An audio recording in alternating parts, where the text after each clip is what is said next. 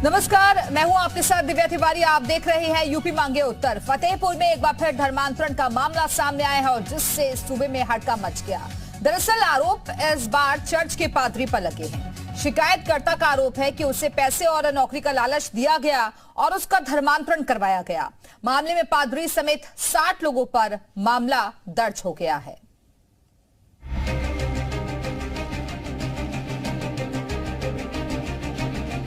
उत्तर प्रदेश में एक बार फिर धर्मांतरण का मामला सामने आया है, जहां फतेहपुर में इंडियन प्रेस्बिटेरियन चर्च में बड़े पैमाने पर लोगों का धर्मांतरण कराया गया। इस मामले में 50 से ज्यादा लोगों पर मुकदमा दर्ज किया गया है। शिकायतकर्ता की माने तो यहां पर शुआर्ट्स संस्था की ओर से कृषि से हर दिन, हर महीने, हर साल, इतना ही नहीं आपके रिटायरमेंट के लिए भी पैसे कमाना है, फिर देरी किस बात की। फ्रीडम ऐप को अब भी डाउनलोड कीजिए। लोगों को लालच दिया जाता था, नकद रुपए देने और परिवार का खर्च उठाने का प्रलोभन भी दिया जाता था। यहाँ पर हर संडे को गरीब लोगों को लाकर धर्मांतरण के लिए उनको लालच दिया जाता है, उनको पैसे दिए जाते हैं और यहाँ पर कुछ बोलते हैं उसको जल्द से कुछ उनको दीक्षा दी जाती है। हरिहरगंज स्थित इवेंजलिकल चर्च ऑफ इंडिया में सामूहिक धर्मांतरण मामले की अभी जांच चल ही रही थी कि देवीगंज के इंडियन प्रेस्बिटेरियन चर्च में भी बड़े पैमाने पर धर्मांतरण का एक और मामला सामने आ गया है। पुलिस ने इस धर्मांतरण मामले में एग्रीकल्चर इंस्टीट्यूट के निदेशक और देवीगंज चर्च के पादरी समेत 10 के खिलाफ नामजद मुकदमा दर्ज किया है, तो वहीं 50 अज्ञात लोगों के खिलाफ भी धर्मांतरण की विभिन्न धाराओं में मुकदमा दर्ज किया गया है। आसपास के लोग नहीं कन्वर्ट हो, जो पहले से हैं वही कन्वर्ट हुए हैं। ईसाई जो भी समाज के लोग हैं, एससी समाज के लोग हैं, वो लोग अपना कन्वर्ट हुए हैं और वो भी जो है माने गए हैं, बहुत पुराने से रह रहे हैं, वही आते हैं चर्च, बाकी कोई यहाँ लेना देना नहीं।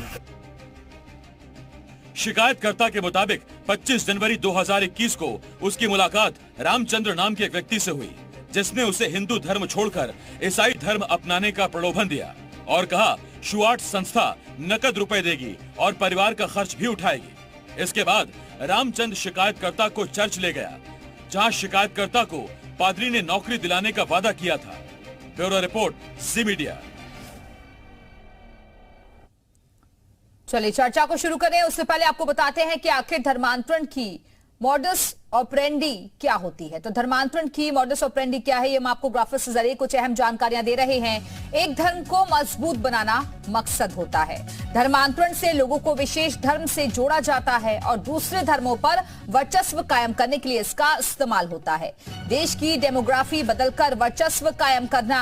धर्मांतरण में कई देश पैसों का निवेश भी करते हैं और किसी देश में जनसंख्या बढ़ाने का आधार ही धर्मांतरण है। ऐसे भी तमाम तरीके की बातें सामने आ चुकी हैं, लेकिन अब जिस तरीके से मामला सामने आया है उसको लेकर कई तरीके के सवाल भी खड़े हो गए हैं और इसी मुद्दे पर चर्चा करने के लिए इस वक्त खास मेहमान भी हमारे साथ जुड़ गए हैं। उनका तारुफ आपसे करवाते हैं। नरेंद्र शुक्ला जी वकील हमारे साथ जुड़े हुए हैं। इसके साथ ही ए.के. जैन साहब जुड़ गए हैं, पूर्व डीजीपी हैं।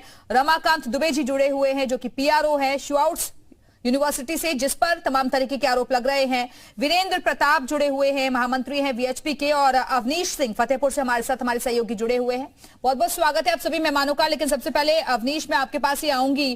फिलहाल किस तरीके से इस पूरे मामले की जांच चल रही है और एक बार हम तफसील से जाएंगे कि आप पूरा मामला हमें बताएं।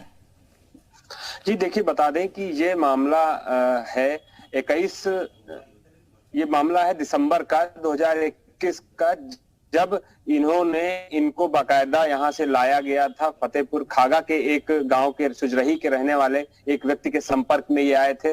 रामचंद नाम का वो व्यक्ति था, वो इनको लेकर फतेहपुर के प्रेस्बिटेरियन चर्च पहुंचे, जहां पर पादरी और इन दोनों लोगों ने मिलकर बाकायदा उनको ले जाया अपने साथ एग्रीकल्चर यूनिवर्सिटी। वहां ले जाकर वहां के पादरी के संपर्क में आए, वहां के जो वाइस चांसलर है उनके संपर्क में आए और बाकायदा इनको 15,000 रुपए दिए गए और ये कहा गया कि इनका धन परिवर्तन कराया जाएगा। तब फतेहपुर के देवीगंज के इंडियन प्रेस्बिटेरियन चर्च में इनका धर्मांतरण हुआ। उसके बाद हालांकि इन्होंने अपनी घर वापसी करा ली, लेकिन उसी मामले में पुलिस ने मुकदमा दर्ज किया है, जिसमें 10 ज्ञात और 50 अज्ञात समेत 60 लोगों के खिलाफ पुलिस ने एफआईआर दर्ज की है। जी ठीक है, आप बने रहेगा अवनीश, वापस आएंगे आपके पास। और अब आइए चर्चा पर हम चलते हैं। सबसे पहले रमाकांत दुबे जी, मैं शुरुआत आपके साथ ही करना चाहूंगी क्योंकि बड़े आरोप, गंभीर आरोप आपकी ही संस्था पर लग रहे हैं कि आप लोग भोले भाले लोगों को फंसाते हैं और उनका ब्रेन वॉश करते हैं, माइंड डाइवर्ट करते हैं और आसानी से धर्म परिवर्तन करवा देते हैं।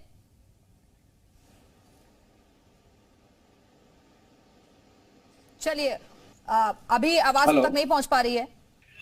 हेलो, उनके पास चलेंगे हम, लेकिन जैन साहब मैं आपके पास आती हूँ क्योंकि आवाज अभी उन तक नहीं आ रही है। जैन साहब, ये जो आप मामले लगातार देख रहे हैं, सख्त कानून आ चुका है उत्तर प्रदेश में, लेकिन उसके बावजूद भी इस तरीके के मामले अभी भी नहीं रुक रहे हैं। ये सख्त कानून आने के बाद ही कुछ मामले प्रकाश में आ रहे हैं, लोगों में एक जागृति हुई है। फतेहपुर का मैं एसपी रहा हूँ वर्ष 1990-91 में। बहुत गरीबी है देहात में और वहां पर नौकरी का प्रलोभन देकर, शादी कराने का प्रलोभन देकर, आर्थिक मदद का प्रलोभन देकर ये इस तरह से अवैध धर्मांतरण कराया जाता है, जिसके ऊपर सुप्रीम कोर्ट ऑफ इंडिया ने बड़ा सख्त रुख अपनाया है कि इससे डेमोग्राफिक पूरा चेंज हो जाएगा और देश की सुरक्षा के लिए ये एक बहुत बड़ा खतरा है। ऐसे लोग जो भी इसमें लिप्त हैं, जो कि दवाइयों, पानी के माध्यम से उपचार करने का ढोंग करते हैं या ले जाकर मिलवाकर बड़े बड़े लोगों से कि तुम्हारी शादी करा दी जाएगी, नौकरी लग जाएगी, इतना पैसा दिया जाएगा, इसमें बताया जा रहा है 15,000 पे किया गया। ये इसको गांव-गांव इस पे नजर रखने की आवश्यकता है और जहां पर भी इस प्रकार से लोग एक्टिव हों, लगे हों अवैध धर्मांतरण कराने में, पब्लिक सामने आए। मैं सबसे अपील करूंगा और इसके बारे में शिकायत करें, तुरंत कार्रवाई उस पर होनी चाहिए, तभी इस प्रकार के मामलों पर रोक लगेगी। ये श्वार्ट्ज का नाम पहले भी आ चुका है, एग्रीकल्चरल यूनिवर्सिटी का सैम हिगनबॉटन जो एग्रीकल्चरल और टेक्निकल और साइंस यूनिवर्सिटी है, इसका नाम पहले भी आ चुका है। गहन जांच होनी चाहिए और जो भी दोषी हैं उनके खिलाफ बड़ी कड़ी कार्रवाई, कानूनी कार्रवाई की जानी चाहिए। ठीक है जैन साहब, हम आते हैं आपके पास और भी खास मेहमान हमारे से जुड़े हुए हैं। नरेंद्र शुक्ला जी, मैं आपसे समझना चाहूंगी, आवाज मिल रही है आपको? नरेंद्र जी, ये जो कानून लाया गया है, हम चाहेंगे कि एक बार आप कानून की जानकारी भी जो दर्शक हमारे से जुड़े हैं उनको दें।